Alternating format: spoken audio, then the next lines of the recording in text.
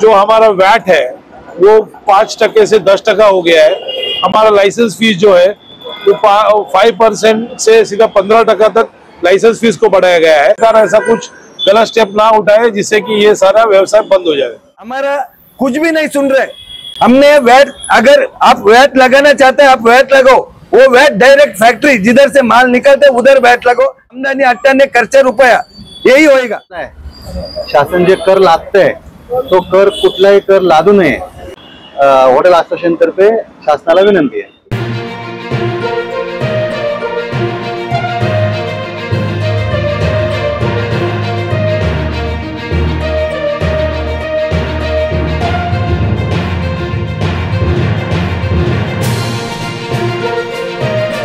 और वैट के जो आप लोगों ने बंद किया है, इससे पीछे आपसे मांग क्या है और इसको कितना मतलब मिल रहा है? देखिए, ये जो बंद है ये हमारे जो मेन हमारे आहार का जो एसोसिएशन है उनको हम जितने भी एमएमआर रीजन में दूसरे संगठन है, जैसे हम अभी इस वक्त काशीमेरा में खड़े हैं और पूरे महाराष्ट्र में जितने भी संगठन है वो सारे मिलके उनको एक सपोर्ट दे रही है। और ये जो बंद है हमने इसीलिए बुलाया है क्योंकि जो हमारा वैट है वो 5% से 10% हो गया है। हमारा लाइसेंस फीस जो है वो 5% से सीधा 15% तक लाइसेंस फीस को बढ़ाया गया है। और जो एक्साइज का जो ड्यूटी है उसको उन्होंने 40 से 60% तक एक्साइज ड्यूटी को बढ़ाया हुआ है, एक लिकर के बोतल के ऊपर से। तो जिसके चलते हमारे को काफी नुकसान होने का और लोगों के ऊपर भी इसका भार चढ़ने वाला है, इसके लिए हमने ये विरोध दर्शाया है। नुकसान में आपके यहाँ जो कर्मचारी है, स्टाफ है, मेंटेनेंस है, उसपे और इसके क्या संबंध है? देखिए, ऐसा है कि मीरा भाईंदर में अगर आप देखने जाए तो करीब करीब मीरा भाईंदर में 400 के ऊपर 200 से 400 के बीच में टोटल रेस्टोरेंट्स है, जिसमें अगर आप देखेंगे तो एक रेस्टोरेंट में अगर औसतम एक 40 से 50 लोग भी पकड़ेंगे तो करीब करीब मीरा भाईंदर में ही कम से कम एक 5 से 8 हजार के आसपास हमारे कर्मचारी है।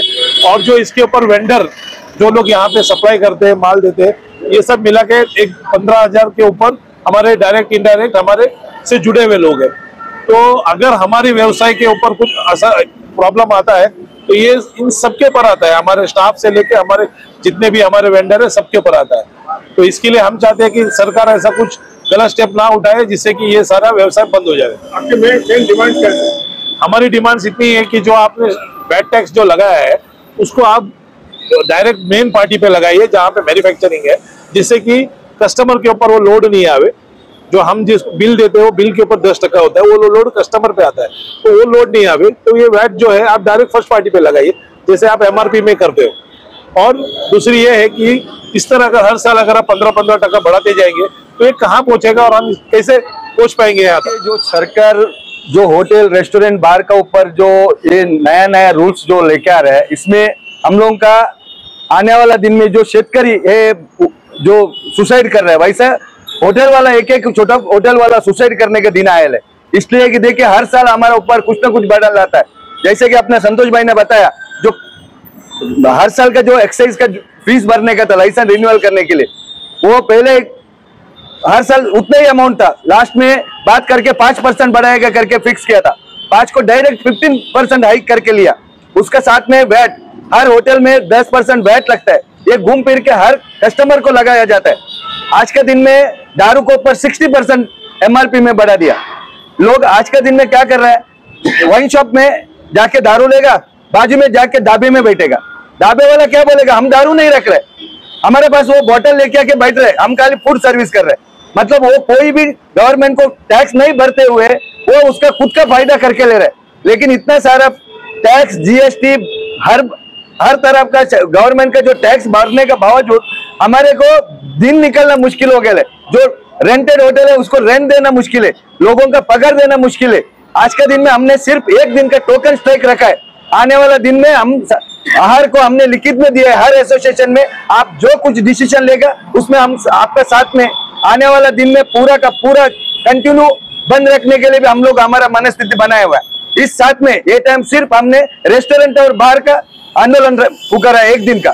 आने वाला दिन में महाराष्ट्र के अंदर एक गिलास पानी तक नहीं मिलेगा, ऐसा अगर आंदोलन करना भी पड़ा हम उसके लिए भी तैयार है। गवर्नमेंट ने हमारा कुछ भी नहीं सुन रहे। हमने वैट, अगर आप वैट लगाना चाहते हैं आप वैट लगाओ, वो वैट डायरेक्ट फैक्ट्री जिधर से माल निकलते उधर वैट लगाओ, आपको शासन का जो रेवेन्यू आएगा। लेकिन एक कस्टमर के ऊपर मत लगाओ, क्योंकि घूम फिर के कस्टमर क्या करेगा, वाइन शॉप से लेगा, जाके ढाबे में बैठेगा। अगर दारू वो भी नहीं बराबर है, आजू बाजू में गोवा है, दमन है, यहाँ दारू बहुत सस्ता है, वहां से दारू इधर स्मगलिंग मतलब इलीगल तरीके से आएगा। हर टाइम आप होटल वाला कोई अगर नोचेगा, गवर्नमेंट ने, शासन ने, ये देखिए अभी इलेक्शन के टाइम में जो लाड़की बहन वो ये दुनिया भर का स्कीम चला है, वो स्कीम चला के उसका पैसा जमा करने के लिए आप दारू का ऊपर रेट बढ़ाएगा, होटल वाला का टैक्स बढ़ाएगा, तो नहीं चलेगा। अगर लाड़की बहन को अगर आप पैसा देता है, वो पैसा आप उसका हस्बैंड से या उसका भाई, उसका घर का फैमिली से आप रिटर्न ले रहे हैं। घूम फिर के सरकार का धोरण एक ही है, आप जो कुछ लाड़की बहन को पैसा देने का वादा किया, आप घूम फिर के वो रिटर्न लेने का और वापस देने का ये खाली ड्रामा है। आप ऐसा बोला कि इलीगल तरीके से दारू आ रहा है, इलीगल और नकली दारू बनने का भी संभावना है। नकली उसका क्या असर पड़ेगा? नकली दारू भी बनाएगा ना, आप देखो 20 रुपए के एक क्वार्टर पिएगा, घर पे जाके आराम से सोएगा। अगर इतना रेट अगर बढ़ाएगा, उसके पास पैसा आमदनी अट्ठाने खर्चे रुपया यही होएगा। आने वाला दिन में इसका नतीजा बहुत खराब होने का शक ये। हर होटल वाला बंद करके आज का दिन एक दिन के लिए बंद किया, आने वाला दिन में वो कितना दिन में बंद रखना चाहिए, तो रखने के लिए हम लोग सब होटल वाला डिसिजन लिए। उद्देश आमचा एकच आहे की फक्त शासनाने जो कर लादलाय, शासन जे कर लादतंय तो कर कुठलाही कर लादू नये आणि गरिबांवरती, हॉटेलांवरती कुठलाही अन्याय होऊ नये म्हणून आम्ही हा एक शॉर्टली बंद ठेवलाय। भविष्यात जर अजून पुढे काही पावलं उचलावं लागले तर आम्हाला नाविलाजाने सरकारने उचलायला लावू नये अशी आमची हॉटेल असोसिएशन तर्फे शासनाला विनंती आहे। तुम्ही सरकारला काय इशारा देऊ इच्छिता? सरकारकडून आम्हाला अपेक्षा आहे की जो करवाढ जे चालू आहे ती करवाढ कुठलीही करवाढ लादू नये आणि आम्हाला हॉटेलवाल्यांना जगू द्या आणि जगा असं एक